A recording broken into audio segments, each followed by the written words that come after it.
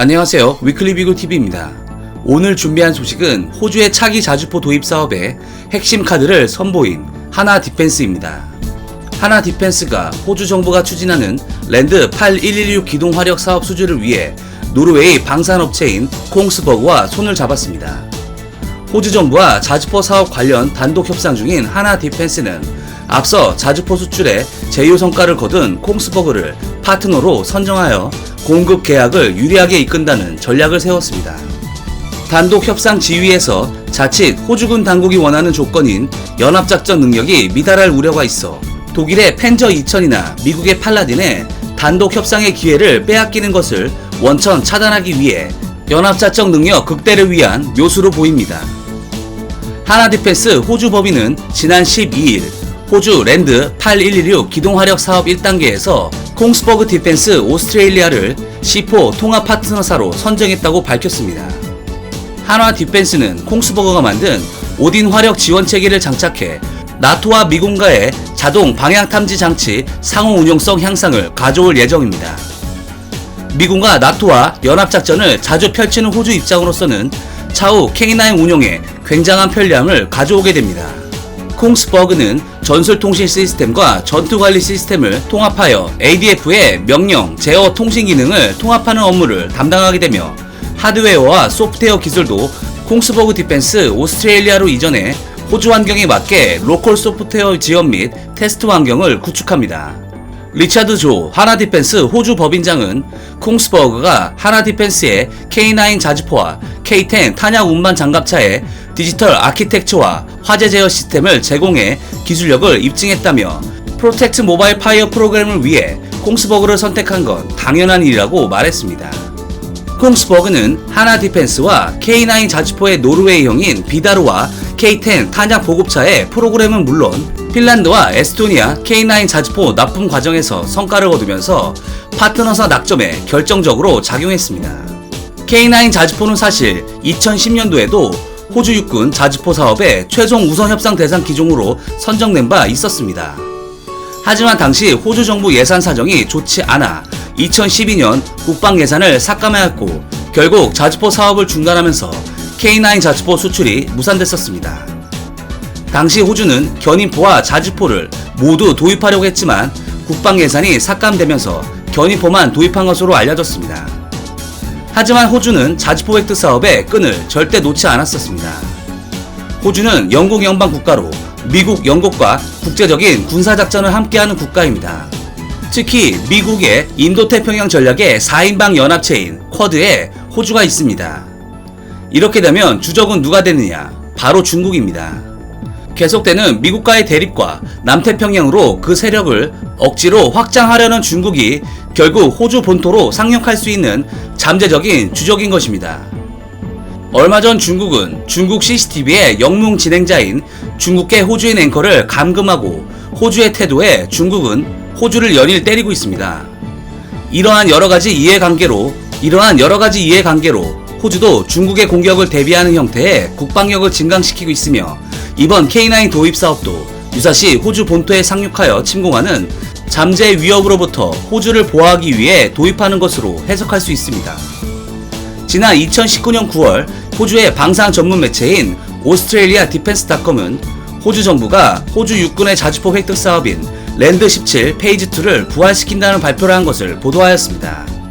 과거 호주 육군은 2006년부터 최신 자주포를 도입하는 사업을 시작해 지난 2010년에 하나 디펜스와 레이시온사가 컨소시엄으로 참여한 K9 자주포의 호주형 모델인 AS9 오시 썬더가 우선 협상 대상자로 선정되었습니다.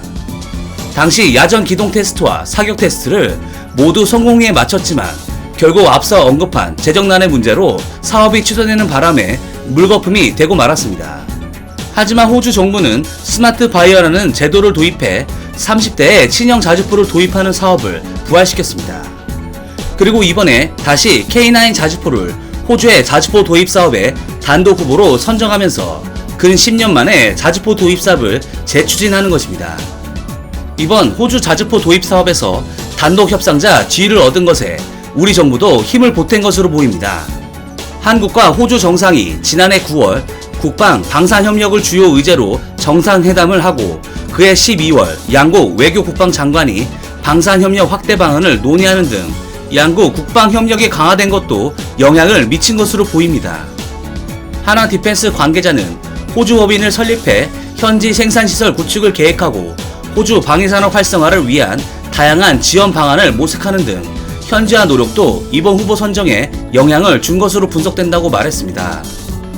관계자의 말을 구체적으로 설명하자면 이번 호주의 자주포 도입의 조건은 호주 현지 생산입니다.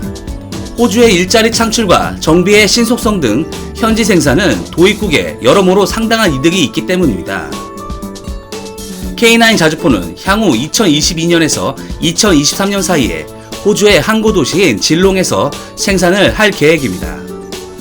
근 10년이 걸렸지만 K9의 진가를 진작에 알아보았던 호주도 결국은 K9 자주포를 도입하는 방향으로 마무리 짓고 있는 것입니다. 우리의 K9은 터키를 비롯해 폴란드, 핀란드, 인도, 노르웨이, 에스토니아 등에 수출하였으며 현재 러시아의 위협에 우크라이나를 비롯한 동유럽 여러 국가들이 K9을 문의하고 있는 것으로 알려졌습니다. 이렇게 인기가 많은 K9 자주포는 세계의 베스트셀러 자주포라고 불리고 있는데요. 스톡홀름 국제평화연구소에 따르면 2000년에서 2017년 세계 자주포 수출 시장 점유율에서 세계 최고라고 불리는 독일의 펜저 2000을 가볍게 제치며 전세계 약 50%의 점유율을 보였습니다. 이번에 호주의 K9 도입 사업이 호주의 차세대 보병 전투 차량, 즉 최신 장갑차 도입 사업에 굉장한 영향을 줄 수 있다고 합니다. 작년 하나 디펜스는 호주 언론과 인터뷰에서 자사의 K9 자주포가 호주의 차기 보병 전투 차량의 후보인 AS-21 레드백과 동일한 동력 체계를 사용하므로 둘을 함께 선택한다면 상당한 크로스 플랫폼 시너지 효과가 있다고 인터뷰하였습니다. 여기서 시너지 효과는 크게 두 가지로 정리할 수 있습니다. 하나는 규모의 경제입니다. 즉 AS-21 레드백과 K9을 함께 도입하면 엔진을 더 저렴하게 도입할 수 있는 것입니다. K9과 AS-21 레드백에는 우수한 성능과 높은 신뢰성을 자랑하는 독일 MTU사의 MT881 K500 엔진을 한국의 STX 엔진에서 라이센스 생산하고 있으며 거의 대부분의 부품을 국산화하여 실제 독일의 MTU사보다 저렴하게 공급할 수 있습니다.